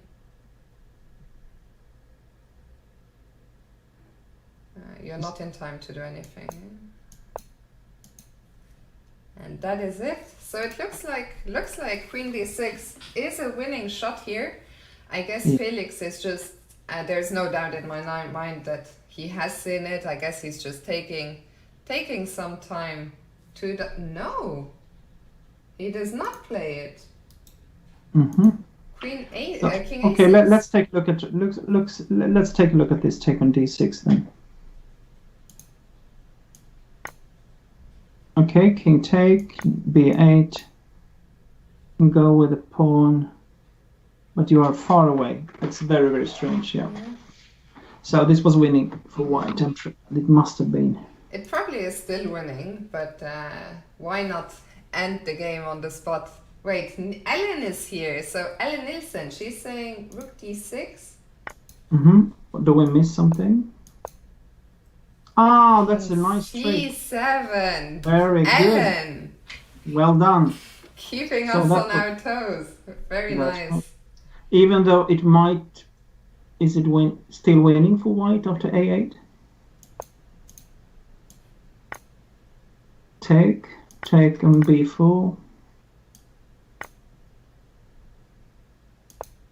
No, sorry, I didn't mean to. But I don't have this move. So it might still be winning, yeah? Yes, maybe, but it's not clear, but it might be winning still. Okay, then I understand. So it was a tactical trick. It's not an immediate. No, that was interesting. Okay, nice trick. Very so nice. Now, but still, the pawn is very dangerous. On a7, of course. But how do we... But wait. No, it's still the same. Yeah, there's still king c7.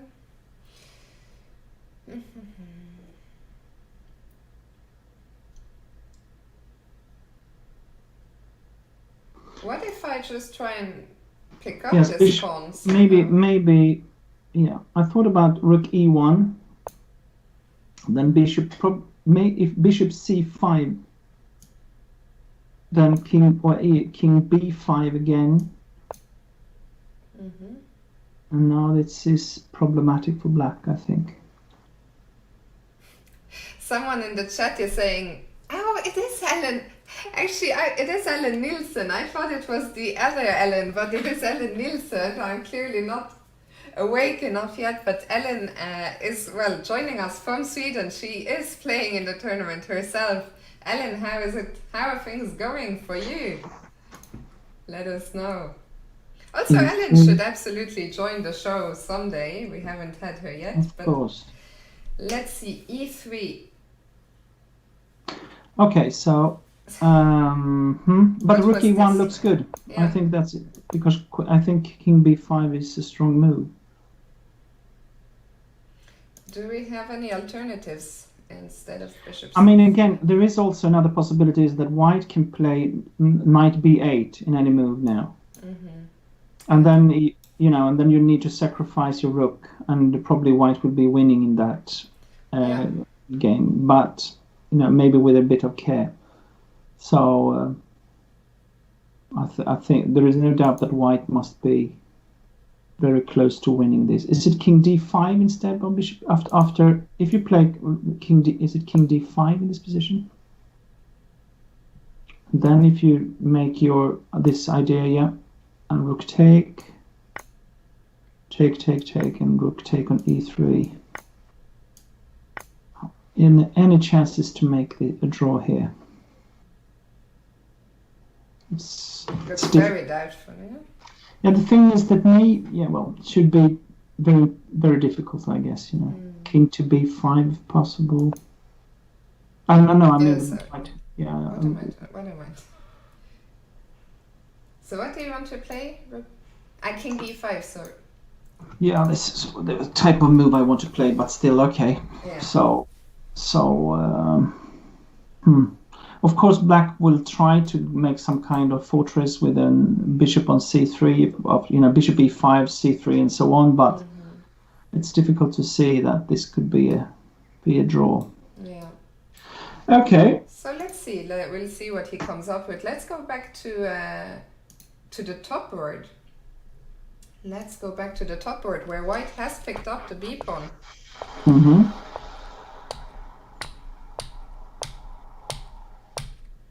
Yes. And now this should just be fairly straightforward win for White. No, I'm not sure. No? Oh, you think the bishop is so strong? I must take a look at the position first, because the question is if the king and the bishop can they come closer to the pawns or not. You have to. But maybe then King D3. Okay, maybe White is in time, but it's needed one more move probably, or something like that. Yeah, probably it's a win then. But probably. not a straightforward one. I just needed to. Always you need to take care of the calculation, because there might be situations where it's a bit. I'm very trigger happy with my evaluation. But it's a bit. I think this has been a bit strange game actually, because at this moment when I felt that Black could maybe take, it was crucial when he gave up the pawn, Black, very early in the game, But in this position. You mean earlier in the? Yeah. Let's see. Because I felt that it was Black who was close to winning. But that was a strange moment when he played Queen F8. I wonder if that was correct, Yeah. No, for Black, when Black played when he played this move, was that?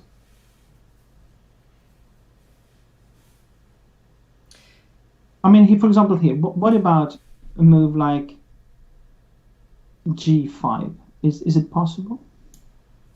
G5.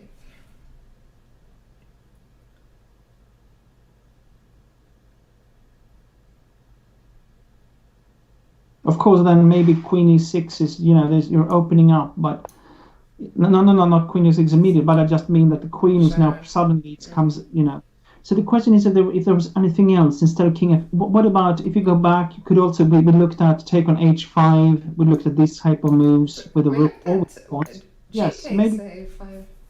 Yeah, actually, probably that could be the best move for sure. Because and here I think that our conclusion was that probably maybe it can be a draw because it's opening up, but that is of course much better than going into a position where you have troubles like it seems like in the game. Yes, but So do you want me to toggle on the engine for 1 second and see what does? if you like, of course, that's it. Could be Let's see. interesting to see. It's up to you, actually.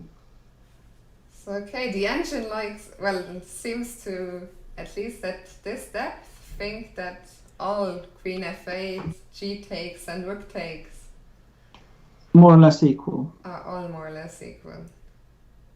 Okay. Interestingly enough. But now, after king e3, rook g2, I mean, of course, I will once again repeat what you were saying earlier. Black's main idea to hold the draw here is to be able, so let's say white, I don't think can play knight here, because unless I'm missing something, this would just be an immediate draw. So that, I think, is Black's main idea, to give up the bishop for the 2 pawns. For sure. So probably the next move is rook d4 and then king f4 to save up, and then knight e4. Something like that. Well, can we just what happened? Let's say rook here. Yes. Then you have. But then I allow a knight here. Okay, or maybe king h4 is it? But that's very dangerous. It looks strange. Of course. Wait. Oh no, sorry. What were you saying? No, I just thought that king g5, knight e4, king h4, but then again, just to try to do something,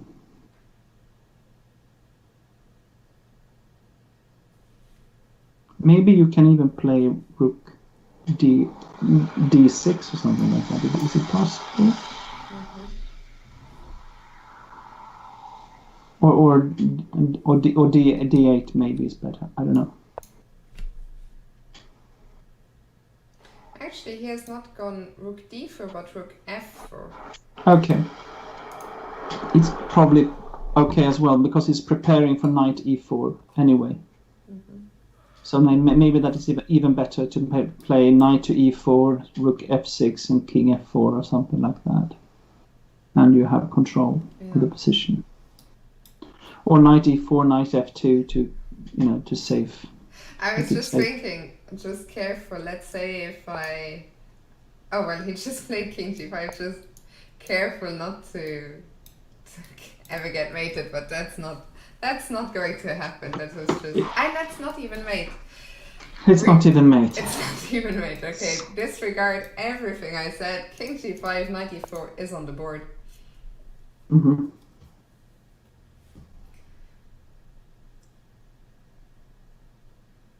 And we were looking at king...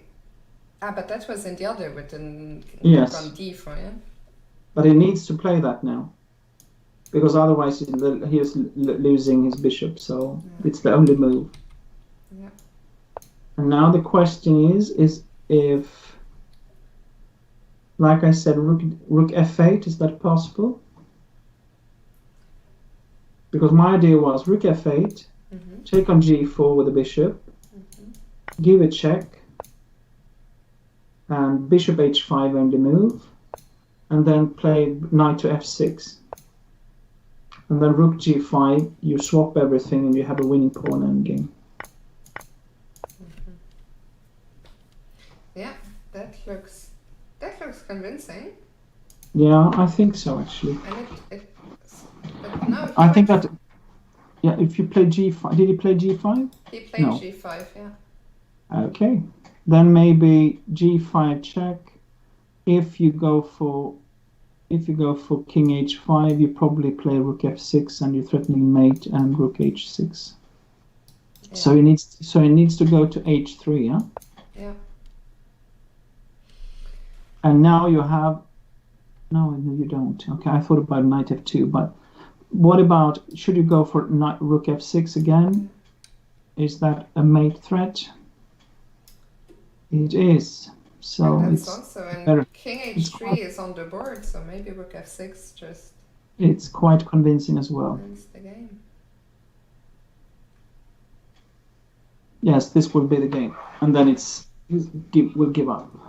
And that will mean that Milton Panzer will be the sole tournament leader after Yeah, 5 rounds. That's impressive. Let's very quickly update the results to see what Yes. has been happening. Okay, so there's actually quite a few games still going on. So let's go and see boards 3, 4, and 5. So let's start with board 3, Felix Bloberger. And we thought he was going to convert this quite easily, but suddenly there is a big pawn on h3. Yes. Let's go back a few moves and see how we got here, maybe. Yeah, what happened? I went for this one. Okay.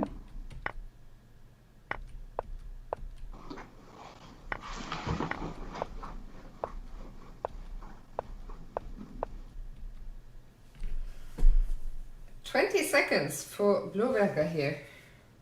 Okay. Yeah, this is actually quite interesting position still.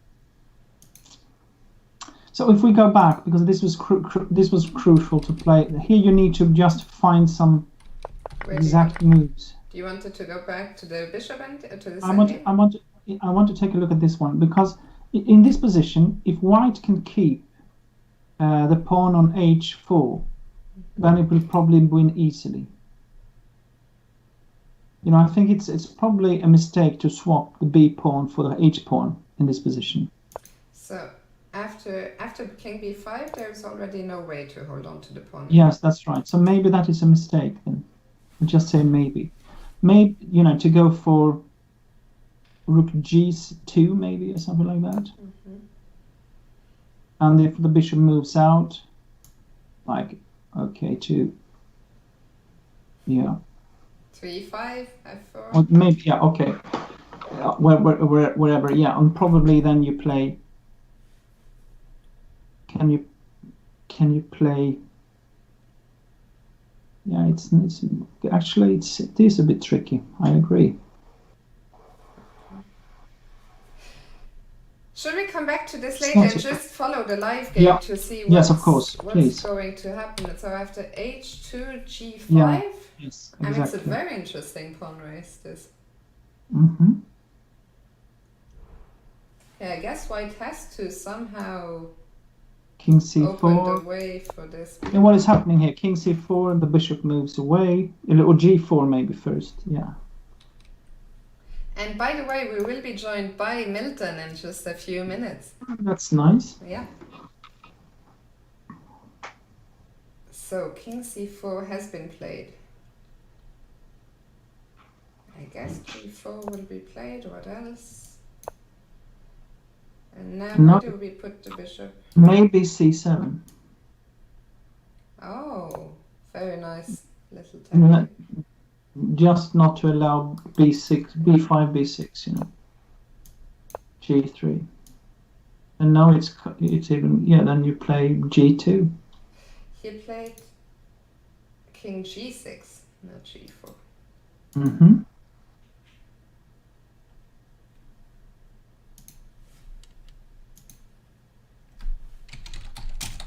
Yeah, that's maybe very good. I mean, imagine it would be so crazy if black can win this game, I guess. Yes, I think black can win, yeah. I even think so. Because now where should the white rook go? If it goes to h8, then you have bishop to e5. The rook went to h3. Then you can play g4. He's played bishop c7, which I guess is similar, yeah? Yes, of course, yeah.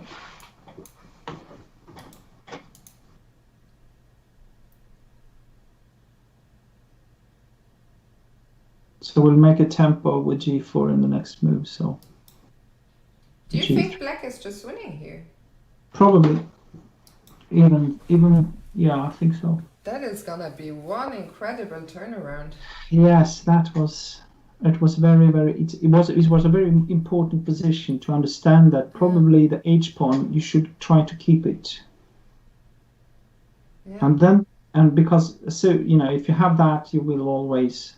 because if you could have put, my idea was to put the rook on the 4th rank to cover up, because then black cannot come close. If you can put, instead of king b5, if you can put the rook on the 4th rank before the king moves to, then it's not possible to come closer to it, without playing g6 to g5, and then you will probably win. So here is the maybe not so easy to question. do it. Find a strong move here.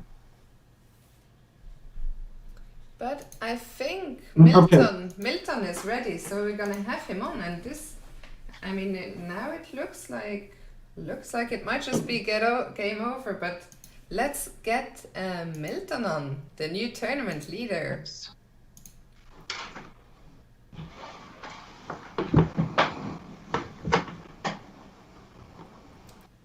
So let's see. Hello? Milton, congratulations! Thank you. You are the new tournament leader. Let me quickly show the viewers the standings. So you are now the only player on 4.5 points. And today, what a game it was. Jesper was telling me that Isaac and you are great friends, that you know each other well, you work on chess together. So maybe my first question to you is, how did it feel going into the game, playing a good friend and playing someone who you work on chess with? Yeah, actually we have lived together for 3 years. Okay, wow. Yeah. So, I mean, and we've worked on openings a lot. So it's a bit difficult. I mean, you just have to choose some opening you haven't looked at together. Mm-hmm. Yeah. Okay. No hard feelings after the game? No, we were actually going to Athens, but then I went. Okay, let's talk about the game. Actually, maybe let's start here with this position, which Jesper and I spent quite a while looking at. After h5, I mean, it had been a hugely interesting game up until that point, but I know you have another one coming up in 2 hours. So, or maybe you can tell me, where did you feel the most interesting moment in the game was? Yeah, I mean, here is pretty interesting, but I mean, I think he has to go for Queen f8. We were wondering if he could capture. Actually, this is the only cheat card we used. We very briefly turned on the engine. So apparently both captures are good, but as is Queen f8. And it was your feeling that he should go for Queen f8, yeah? Yeah, because if he takes with the rook, then Queen f4 looks quite with Queen b4. And after pawn takes, what were your thoughts here? I mean, I thought rook b6 here. Sorry? Rook d6. Rook e6 or b6? B6.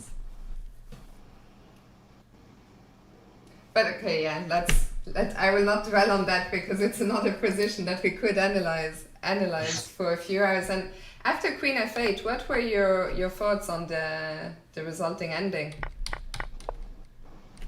I mean, I thought it was pretty close to draw. But yeah, I mean, it's chances, of course, so I just played. I think he played very well here. Mm-hmm. Takes. Yeah. We were very surprised. We were quite surprised that you did not swap rooks. What were your thoughts on that? I mean, I thought it just was a draw. Mm-hmm. How do I do this? King f2, king a3, knight to2, and go to d4 if possible with the king. I thought it was at least. I don't know. I'm not. I don't know. Maybe it is. I said to also before that you should go up with the king to try to go for the pawns, but I was not sure if it was possible for white to build a fortress, so that you couldn't come forward. If you put the king on d4 and then so on, but yeah. I mean, I can try to put the knight on e3 and go f4 g3. Yeah. That's what but he puts his bishop on f7, and he goes b4, and I don't know how Yeah. to proceed. Yeah, I thought Something that like the this, king. yeah? Yeah, But I would like to have my king on d4. That was what I want, because then b3 is always ruled out. But I don't know. Something Okay, like so- But obviously you made the right choice, as was shown in the game, with keeping the rook. So maybe it was correct. Do you think there was a yeah, way? I thought this was pretty good chances, but rook b1 is very surprising. Yeah. It was very surprising. What Because did rook b2, I mean, he has to go rook b2 anyway. Yeah. To keep down the king. And I thought this was pretty good drawing chances, actually. Mm-hmm. Did you feel during the game that rook b1 was maybe already close to being a crucial mistake, that loss of a tempo, or? Yeah, maybe. I mean, it's hard to say. Of course, yeah. And after that, well, you picked up the pawn, and then I guess the only chance for black was to give up somehow the bishop for the 2 pawns, but Yeah, it looked like you actually converted. Was that also your feeling that you converted quite cleanly, quite nicely from here? yeah, I mean, yeah. It's just winning here. So. Milton, tell us, how does it feel, first of all, to be the sole new tournament leader, and how is it playing there over the board in Sweden? Yeah, it feels very good, of course. And yeah, I really like this tournament. Very nice playing. A lot of space between the boards. So very good conditions in general. I'm happy to be leading, but still 4 rounds to go. So Of course. And how With- satisfied? Sorry, now I sorry I interrupted you. But how satisfied were you How satisfied are you with your first 5 games? with my first, With your first 5 games? I'm pretty happy. I haven't made too bad moves, and also play pretty fast, which is important. Yesterday was a bit. I mean, I didn't manage to win this, which perhaps I should have won that. But I mean, I pretty nice chances at least.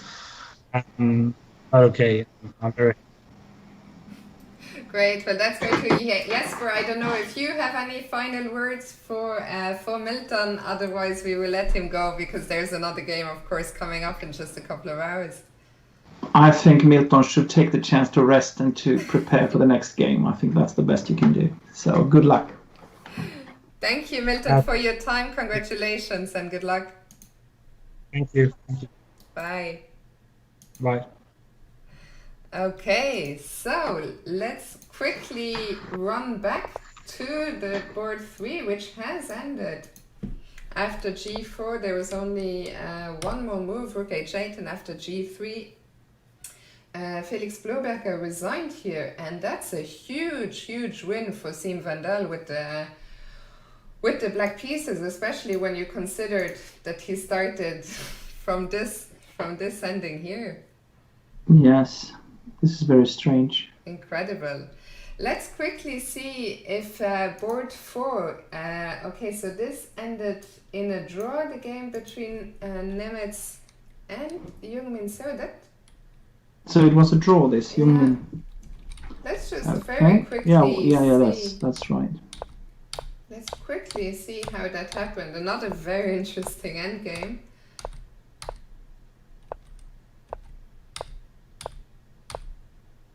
But the engine seems to, at least from what these evaluations are saying, it seemed like both players just played well, and they repeated moves here and the draw was agreed.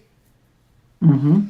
Very interesting. Let's see, board 5 has ended in a draw as well. Maybe we've come to the end of the round already. Let me update the results. Okay, there's only one game still going, board 11, Joachim Nilsson. So let's quickly go there and see if we can catch. So it's Joachim and he's playing Adam Frank, okay? And black is up is a winning. pawn here and probably winning, yeah.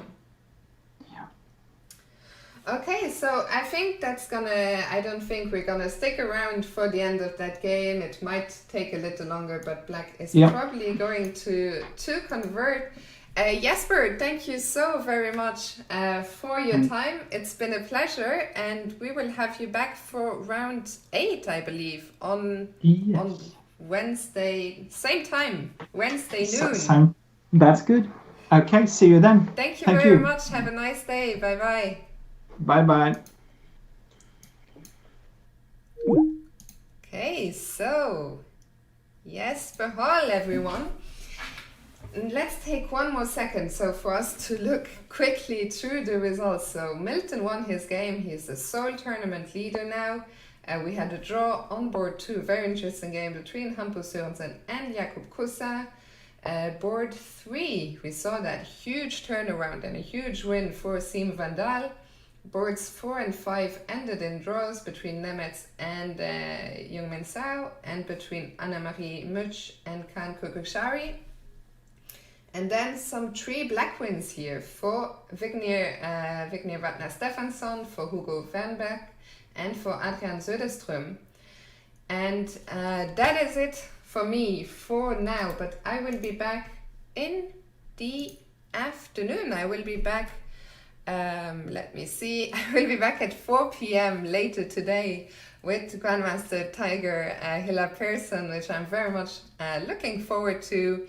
Actually, the next 2 rounds will be with Tiger. So the one this afternoon, which will start, so 2 hours after the scheduled starting time.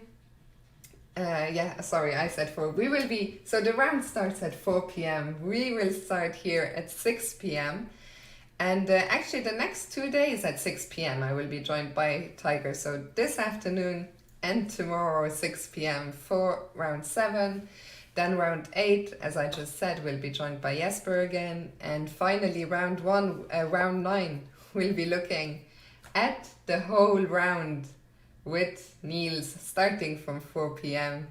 That's all for me for now. I will see you guys later. Thank you so much for watching.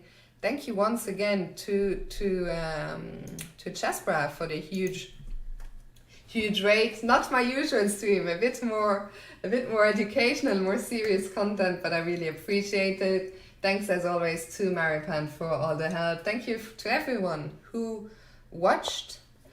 And where will I be sending you?